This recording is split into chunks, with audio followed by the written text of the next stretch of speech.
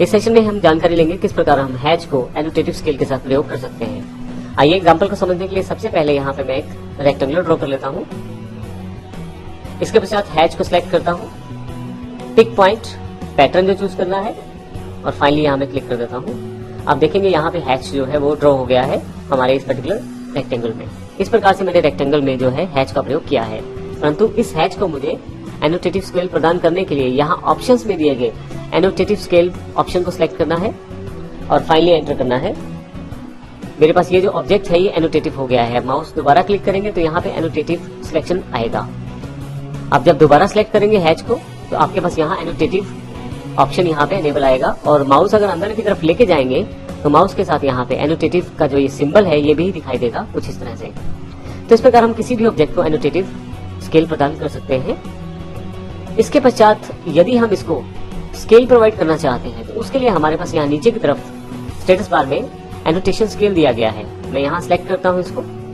इन scales को different options में बांटा गया है। जैसे यदि मैं 1:1 स्केल में तो ये डिफॉल्ट स्केल है, परंतु यदि मैं इसका आधा देखना चाहता हूँ अर्थात 1:2 स्केल में देखना चाहता हूँ तो मैं केवल 1:2 क्लिक करूंगा।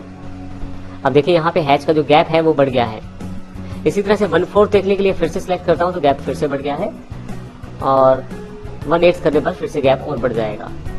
1:1 में नॉर्मल गैप हो जाएगा और यदि यहाँ से स्केल चेंज करके 2:1 अर्थात मैं डबल करना चाहता हूँ साइज जो ऑब्जेक्ट है उसमें स्केल का, तो आप देखेंगे कि यहाँ पे हैच का जो डिफरेंस है और ज्यादा कम हो गया है क्योंकि यहाँ पे ऑब्जेक्ट जो है वो डबल साइज का हो गया है। तो इस प्रकार आपको ध्यान रखना है कि कौन सा स्केल आप प्रयोग करते हैं। मैं यहाँ से 1:1 डिफॉल्ट में आ जाता हूँ वापस। आप इस ऑब्जेक्ट में प्रयोग किए जाने वाले स्केल्स को देख भी सकते हैं। इसके लिए मुझे यहाँ पे सिलेक्ट करना है ऑब्जेक्ट को, Ctrl 1 सिलेक्ट करना है ताकि इसकी प्रॉपर्टीज को मैं खोलूं। अभी आपके पास यहाँ पे रेक्टेंगुलर की प्रॉपर्टीज यहाँ पे अवेलेबल है। मैं हैच की प्रॉपर्टीज देखना चाहता हूँ तो मुझे अंदर की तरफ क्लिक करना पड़ेगा ताकि मेरे पास यहाँ हैच की प्रॉपर्टीज अवेलेबल हो जाए। अभी ऑल है तो यहाँ से मैं हैच की प्रॉपर्टी सिलेक्ट कर लेता हूँ। यहाँ से यदि आप देखें तो एनोटेटिव स्केल जो है वो 1:1 है, डिफॉल्ट साइज है। अगर मैं यहाँ क्लिक करूँ कॉर्नर पे तो मैंने जो स्केल्स प्रयोग किए थे पीछे उन सब स्केल्स को इसने ऑटोमेटिकली ऐड कर दिया है।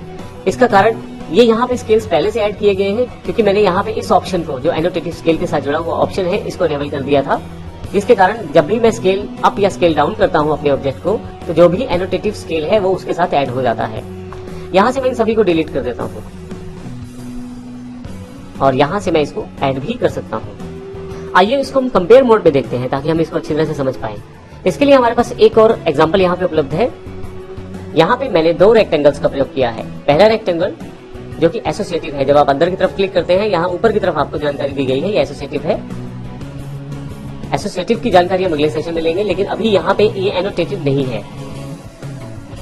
इसी के साथ दूसरा जो रेक्टेंगुलर है, पहले वाले रेक्टेंगुलर में यहाँ से एस्केप कर लेता हूँ पहले, फिर दूसरा रेक्टेंगुलर अगर मैं सिलेक्ट करता हूँ अंदर की तरफ हैच को सिलेक्ट करता हूँ तो एनोटेटिव यहाँ पे ऑप्शन जो है ये एनेबल रहेगा और आपको दिखाई देगा यहाँ भी एक आइकॉन के रूप में। आपके क्रॉसहेयर के पास एक आइकॉन भी है जो बताता है ये जो आपके पास रेक्टेंगुलर है इसमें प्रयोग किया जाने वाला हैच जो है वो एनोटेटिव हैच है।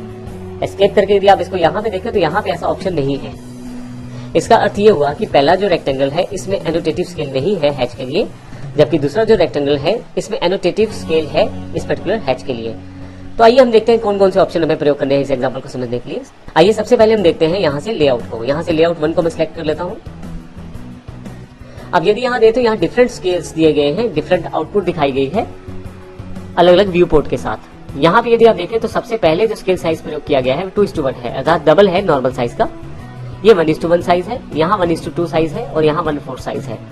जैसा कि आपने देखा था 2 चीजों के लिए प्रयोग किया जा सकता है एनोटेटिव हैच। पहला, अगर हम किसी ऑब्जेक्ट को पर्टिकुलर व्यू पोर्ट में नहीं दिखाना चाहते, जैसे कि हम यहाँ पे हैच को नहीं दिखाना चाहते, तो हम उस पर्टिकुलर स्केल पॉइंट को ऐड नहीं करेंगे। जैसे हमने यहाँ पे ऐड नहीं किया हुआ तो केवल 1:1 एनोटेटिव स्केल हमारे पास अवेलेबल है, तो केवल इसी का जो हैच है वो डिस्प्ले करवाया गया है। हालांकि बाकी एनोटेटिव स्केल्स को भी मैं ऐड कर सकता हूँ।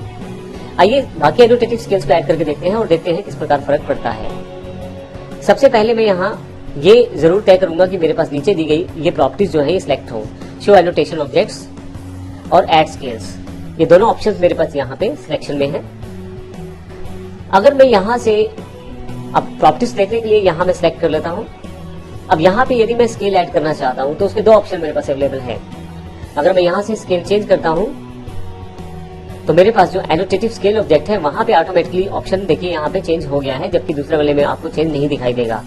अगर मैं लेआउट में जाऊं तो मेरे पास यहाँ जो 1:2 अर्थात हाफ साइज है वहां पे एनोटेटिव हैच प्रयोग किया गया है और दिखाया भी गया है, क्योंकि मैंने जैसे ही स्केल चेंज किया था मेरे पास ये ऑप्शन ऑन था और इसने ऑटोमेटिकली उस स्केल को वहां पे ऐड कर दिया था। मैं इसको 1:1 में वापस ले आता हूँ। स्केल को ऐड करने का एक और तरीका भी है। इसके लिए आप सिलेक्ट करें और कंट्रोल 1 करें। आपके पास प्रॉपर्टीज अवेलेबल होंगी। यहां पे मैं यदि देखूं हैच ऑप्शंस में एनोटेटिव यस है और एनोटेटिव स्केल जो है 1:1 सिलेक्टेड है। इस वक्त मैं यहाँ कॉर्नर पॉइंट पे क्लिक करता हूँ। आप देखेंगे 2 स्केल ऐड है। पहला स्केल क्योंकि इस ऑप्शन की वजह से ऐड हो गया था, जैसे ही मैंने 1:2 किया था एनोटेटिव ऐड टू स्केल इसने खुद ही मेरे पास उसको ऐड कर दिया था। परंतु यहाँ से भी मैं स्केल को ऐड कर सकता हूँ। ऐड पे जाता हूँ, यहाँ से एक 1/4 स्केल को ऐड कर लेता हूँ यहाँ से मैं, और एक 2:1 स्केल को ऐड कर लेता हूँ। जैसे ही ओके करता हूँ वापिस मैं लेआउट टैब पर जाता हूँ। आप देखेंगे सभी स्केल्स व्यू पोर्ट में यहाँ पे दिखाया गया है और हैच जो दूसरे रेक्टेंगल का है वो लगभग सेम ही दिखाई दे रहा है, जबकि पहले वाले रेक्टेंगल को जो हैच है वो अलग अलग ऑप्शंस के अकॉर्डिंग अलग अलग स्केल का दिखाई दे रहा है। तो इस तरह से हम अलग अलग स्केल्स में एक जैसा हैच देख सकते हैं और चाहे तो हटा भी सकते हैं। किसी पर्टिकुलर व्यू पोर्ट में किसी पर्टिकुलर स्केल के साथ यदि हैच को नहीं देखना चाहता तो मैं इसको हटा भी सकता हूँ। इस प्रकार हमने देखा हैच को एनोटेटिव ऑफ स्केल के साथ प्रयोग करके अलग अलग व्यू पोर्ट में हम अलग अलग स्केल के साथ उसे देख सकते हैं। अगर आप हटाना चाहते हैं तो फिर से वापस आए, हैच सेलेक्ट कर लेता हूँ यहाँ से मैं, कंट्रोल 1 के साथ प्रॉपर्टीज ओपन कर लेता हूँ यहाँ से मैं, हैच सेलेक्ट कर लेता हूँ और यहाँ से किसी पर्टिकुलर स्केल के साथ यदि मैं डिलीट करना चाहता हूँ, जैसे मान लीजिए 2:1 में मैं यहाँ नहीं शो करना चाहता, इसके लिए यहाँ पे मैं डिलीट कर देता हूँ, ओके कर देता हूँ। अब देखिए यहाँ लेआउट 1 में 2:1 में यहाँ पे अब एनोटेटिव हैच नहीं दिखाया गया, बाकी सभी में दिखाया गया है। तो जिन स्केल्स में मैं इसे दिखाना चाहता हूँ उस स्केल्स को रहने दे सकता हूँ, अन्यथा बाकी को मैं डिलीट भी कर सकता हूँ। तो इस प्रकार हमने देखा किस प्रकार एनोटेटिव स्केल का प्रयोग किया जा सकता है हैच प्रॉपर्टी के साथ। यहाँ सबसे इंपॉर्टेंट ऑप्शन जरूर ध्यान रखिएगा, जब भी हम एनोटेटिव हैच के साथ काम करें तो यहाँ पे ये ऑप्शन जो है ये ऑन होने चाहिए। सबसे इसको अब एग्जाम्पल के द्वारा देख लेते हैं। यहाँ पे मैं सिलेक्ट कर लेता हूँ हैच को और इसकी जो प्रॉपर्टीज है वो ओपन कर लेता हूँ और बाकी स्केल्स जो है वो उन्हें डिलीट कर देता हूँ ताकि फिर से स्टार्टिंग वाली पोजीशन पे मैं आ जाऊं। जब मैं इसको लेआउट टैब में पेपर स्पेस में देखता हूं तो केवल 1:1 स्केल में मेरे पास हैच दिखाई देता है, बाकी में दिखाई नहीं देता। परंतु फिर से मॉडल पे वापस आता हूं। अगर मेरे पास ये ऑप्शन सिलेक्टेड है और यहाँ पे मैं अगर स्केल चेंज करता हूँ जैसे 1:2, अब देखिए हैच का जो साइज है वो उसके अकॉर्डिंग हो गया है। यहाँ पे हैच का जो साइज है वो 1:2 स्केल का हो गया है और यहाँ पे अगर मैं 1:4 कर देता हूँ तो उसके अकॉर्डिंग स्केल साइज है और अगर 2:1 कर देता हूँ तो उसके अकॉर्डिंग है। मैंने 3 स्केल्स यूज किए हैं यहाँ पे 1:1 के अलावा और ये ऑप्शन मेरे पास सिलेक्टेड है।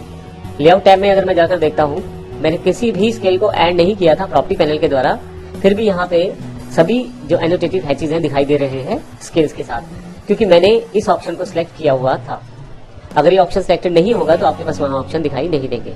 तो इस प्रकार आप एनोटेटिव स्केल के साथ एनोटेटिव हैचेज का प्रयोग कर सकते हैं।